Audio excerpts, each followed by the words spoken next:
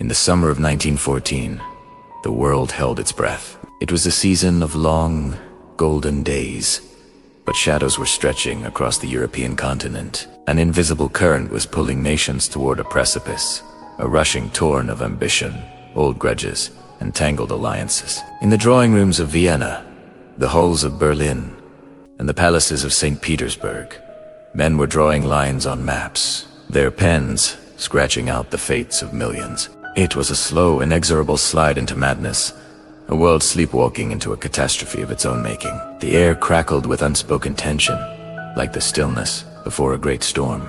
The great powers of Europe, bristling with new weapons and ancient pride, were like dominoes lined up, waiting for a single, fateful push. Far from the heart of this brewing conflict, another empire watched with anxious eyes.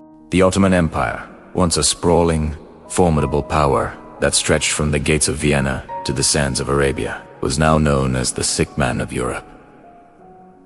For a century, it had been in a state of managed decline, its territories chipped away by rival powers and nationalist uprisings. Its institutions were creaking, its finances were in shambles, and its diverse peoples were stirring with new ideas of identity and freedom. The once mighty empire was a fragile mosaic, struggling to hold itself together under the immense pressures of the modern age. As the cannons began to roar across Europe, the leaders in Constantinople faced a terrifying choice: remain neutral and risk being devoured by the victors, or gamble everything on one last, desperate throw of the dice.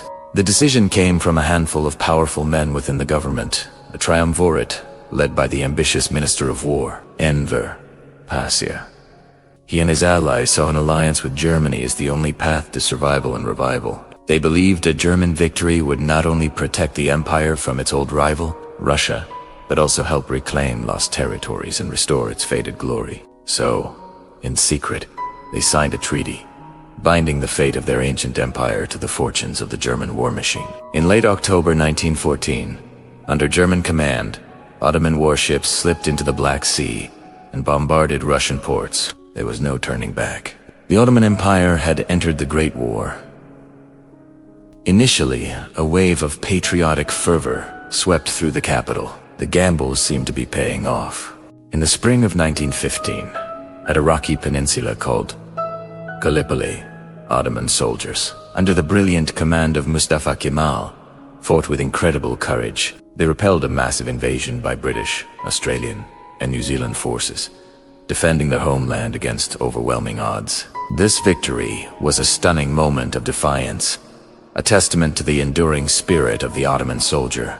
It sent a shockwave through the Allied powers and breathed new life into the empire's war effort. For a fleeting moment, it seemed as if the old giant had been roused from its slumber, ready to fight and win. But this glimmer of hope was destined to be short. The war was a voracious beast, and the empire simply did not have the industrial might or the economic strength to feed it. The fronts were vast and unforgiving. Ottoman armies were stretched thin, fighting brutal campaigns in the freezing mountains of the Caucasus against the Russians, in the scorching deserts of Mesopotamia and Palestine against the British, and in the rugged terrain of the Balkans. The German alliance, which had promised salvation, proved to be a heavy burden. German officers took control, and German economic demands drained the empire's already meager resources. The strain on the home front was immense. With the men away fighting, farms lay fallow. The Allied naval blockade choked off all trade, and the empire's inadequate railway system could uncope with the demands of supplying both the army and the civilian population.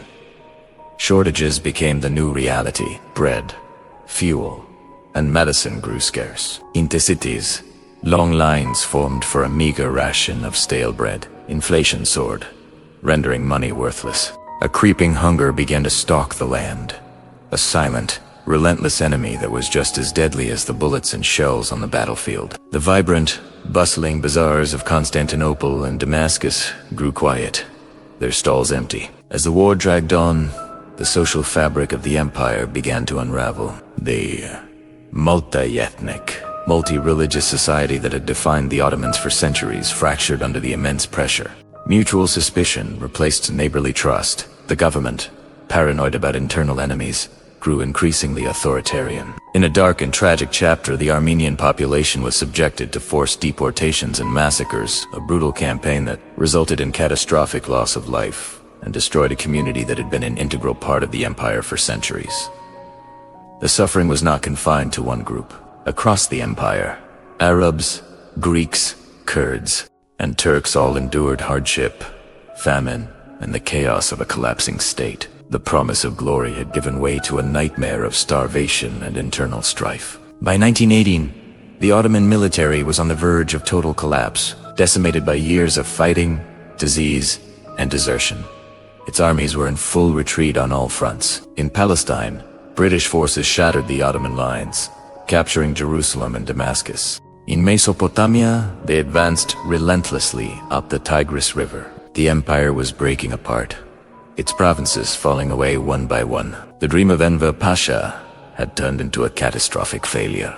On October 30th, 1918, aboard a British warship in the harbor of Mut, a defeated Ottoman delegation signed an armistice. The guns finally fell silent, but the war had already dealt a mortal blow. The once vast Ottoman Empire, a civilization that had shaped the course of history for over 600 years, was no more. The Sultan was a prisoner in his own palace, his government powerless. The victorious Allied powers moved in to carve up the remains, their eyes set on the spoils of war. Constantinople, the jewel of the empire, was occupied. The sky over the Golden Horn, which had seen the rise and fall of sultans, and the glory of an age, now darkened with the flags of foreign armies. For the people who had survived the years of war, famine, and disease, this was the ultimate humiliation. Their world had been turned upside down, their identity shattered. They were left adrift in the wreckage of their fallen empire, facing an uncertain and terrifying future. But from these ashes, a new spirit of resistance was beginning to smolder, a fire that would eventually forge a new nation.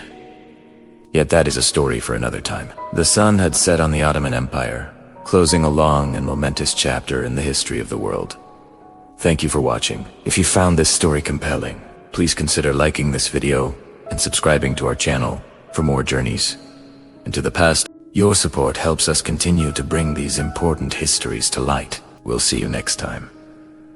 The sun sets differently over Istanbul now. It catches the glass of modern towers and the chrome of passing trams. But if you look closely, you can still see it glinting off the domes and minarets of a bygone age. This is a city of ghosts, haunted by the whispers of empire. And no ghost is more profound, more melancholic, than that of the last soul. Imagine the Bosphorus, not as a bustling waterway of tourists and tankers, but as the silent, watchful guardian of a dying dynasty. Within the gilded cages of Dolmabahce and Yildiz Palace, the final Ottoman rulers were living out a dream that had already ended. The world outside their marbled walls was a storm of nationalism, war, and revolution. Inside, they were prisoners of tradition, their power a phantom limb, still felt but long since severed. For 600 years, the House of Osman had been the shadow of God on earth, their dominion stretching from the gates of Vienna to the sands of Arabia. The Caliph of all Muslims,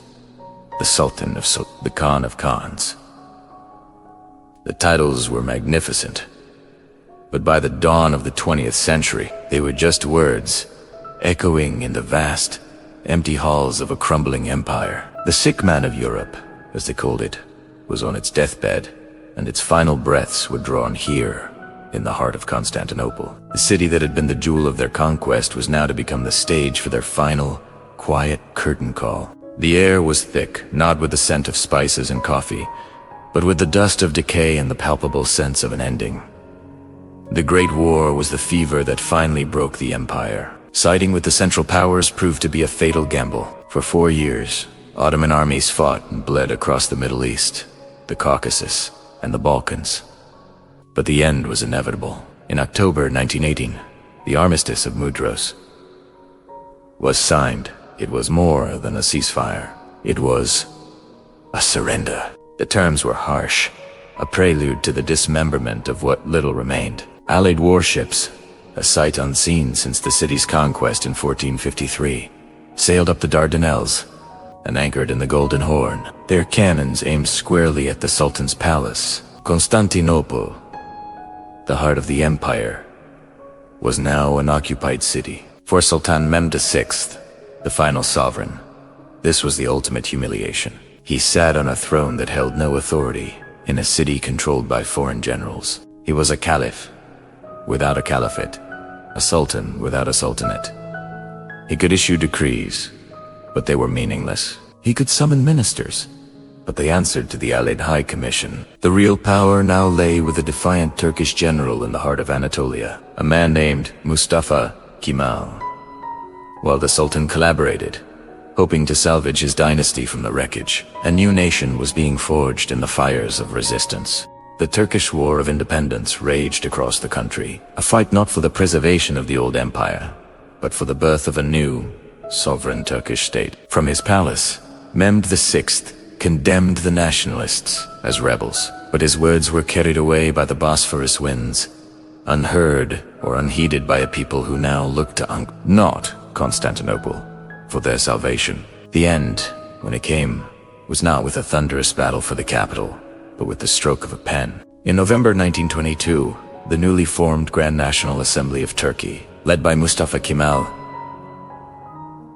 passed a law that was as simple as it was revolutionary. It separated the caliphate from the sultanate, and then, in a decisive blow, it abolished the office of the sultan altogether. Whose like that 6 centuries of continuous imperial rule were extinguished. The Ottoman Empire was officially no more. There was no grand ceremony, no public abdication. The news reached the palace like a quiet death notice. Mehmed VI, now simply Mr. Vahedin, was a private citizen in a city that was no longer his. He was a symbol of a past that the new Turkey was determined to leave behind. Fearing for his life, he made a final, desperate plea, not to his people, but to the British.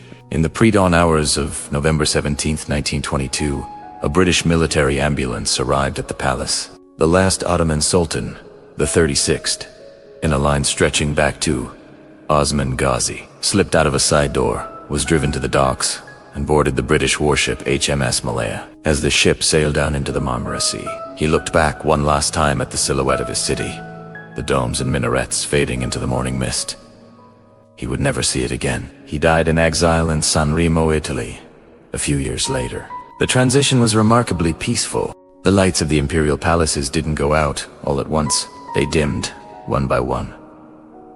The Ottoman court was dissolved. The princes and princesses, once the most privileged people in the land, were given notice. In 1924, the final nail was driven into the coffin of the old order when held briefly by the Sultan's cousin, was also abolished. The entire imperial family, over 150 men, women, and children, were stripped of their Turkish citizenship and sent into exile, scattered across Europe and the Middle East with little more than what they could carry. They left behind palaces filled with treasures, rooms that had witnessed centuries of history, intrigue, and power. Dolmabahce, with its crystal staircase and opulent halls, became a museum, a silent monument to a fallen dynasty. Topkapi Palace, the ancient seat of power, was already a relic, its courtyards now walked by curious tourists instead of janissaries and viziers. The city itself began to transform. Constantinople, the imperial capital, was renamed Istanbul. The capital of the new republic was moved to Ankara, a symbolic break with the Ottoman past. Walking through the gardens of these palaces today, there's a profound sense of tranquility. The fury and chaos of those final years have settled into a deep, reflective calm. You can almost feel the weight of history lifting. The twilight of the sultans was not an age of glorious battles, but one of quiet resignation. It was the slow, melancholic fading of a world. You see it in the aging photographs of the last imperial family, their eyes holding a story of loss and displacement, of being born into a world that was disappearing before them. The end of the Ottoman Empire wasn't just a political event. It was the end of an entire cosmology, a way of understanding the world. For centuries, the Sultan had been the center of the universe for millions. Now, that center was gone. What was left was the task of building something new from the ruins. As evening falls over Istanbul, the lights begin to twinkle across the water. The call to prayer echoes from minarets that once served the sultans, a sound that has outlasted empires.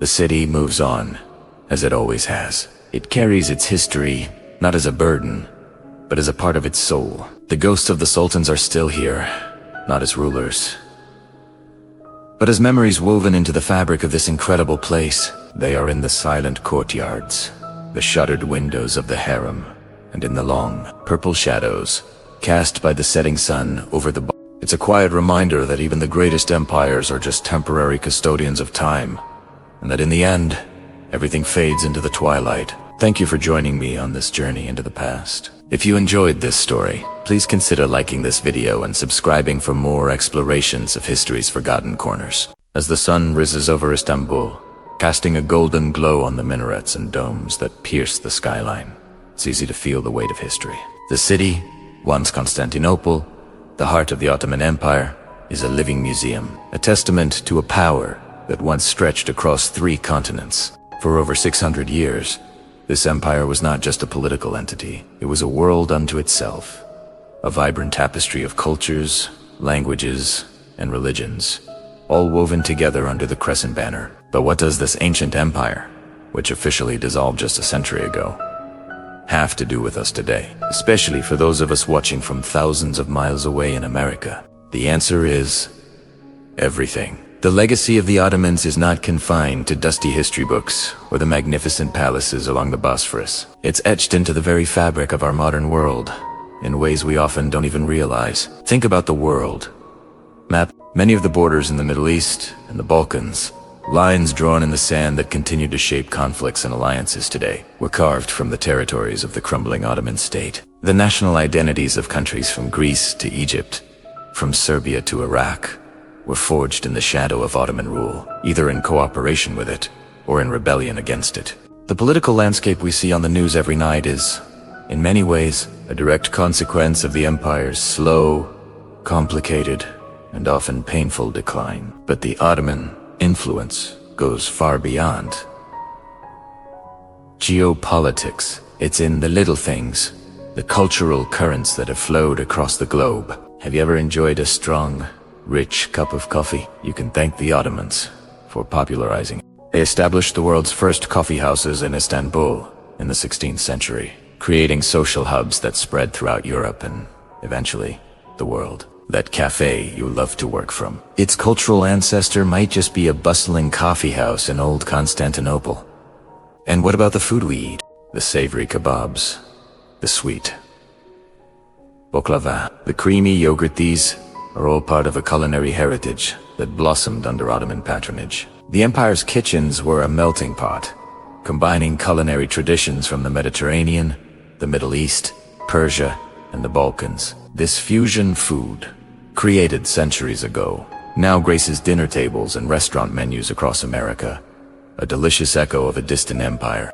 The influence is also in our language. Words like tulip, a flower, the Ottomans adored and introduced to Europe, or sofa, from the Arabic word safa, for a raised, carpeted platform, have seamlessly integrated into English. These are small linguistic footprints, reminders of a time when the Ottoman world was a center of trade, art, and innovation. Architecturally, their genius is undeniable. The grand mosques, designed by masters like Mimar Sinan, with their vast, light-filled domes and slender minarets, created a visual language of power and grace that still inspires architects today. But it wasn't just about grandeur. The Ottomans were masters of urban planning, creating complex systems of public baths, fountains, and charitable kitchens that served the community. This focus on civic life and shared space is a principle that modern cities still strive for. Looking back,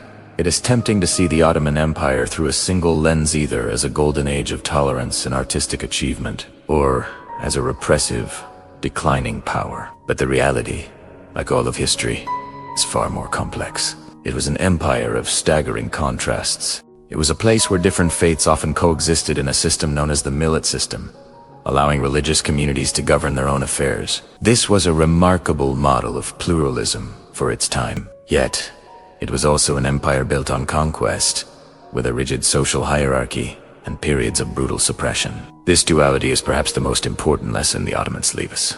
It's a reminder that no nation, no empire, and no culture is a monolith. They are complex, contradictory, and constantly evolving. They are made of people with all their capacity for brilliance and creativity, as well as their flaws and their failings. As we in America navigate our own complex identity, grappling with our history, and striving to build a more perfect union from a multitude of diverse backgrounds, the Ottoman story offers a powerful mirror. It shows us how a vast, multicultural state can thrive for centuries, creating a shared identity while respecting distinct traditions. It also serves as a cautionary tale, demonstrating how internal divisions, resistance to change, and external pressures can lead to collapse. The memory of the Ottoman Empire lives on, not just in the stones of Istanbul, but in the people of the nations it once ruled. It lives in their music, their art, their family stories, and their national pride. For some, it is a source of nostalgia for a lost golden age. For others, it is a memory of occupation to be overcome. For most, it is a complicated, inseparable part of who they are. And for us, looking on from afar, it's an invitation to see the world with more depth and nuance. It encourages us to look beyond the headlines and understand the deep historical currents that shape present-day events. It reminds us that the world is interconnected in ways we can't always see, that the past is never truly past. It's alive in our coffee cups, our cityscapes, and the very words we speak. As the sun climbs higher over the Bosphorus, the call to prayer echoes across the water, a sound that has marked the rhythm of this city for centuries. It's a sound of continuity, of a heritage that has endured through empires, republics, and the relentless march of time. It's a sound of peace. In this shared human story, spanning continents and centuries, we find a profound and hopeful connection. The legacy of the Ottomans teaches us that even the mightiest empires eventually fade. But what endures is culture, connection, and the enduring human spirit. The light that now bathes Istanbul is the same light that will soon greet our own shores, a quiet reminder that we are all part of a single, unfolding story. And in understanding the chapters that came before, we can better write our own, with more wisdom, more compassion, and more hope for the future. Thank you for joining me on this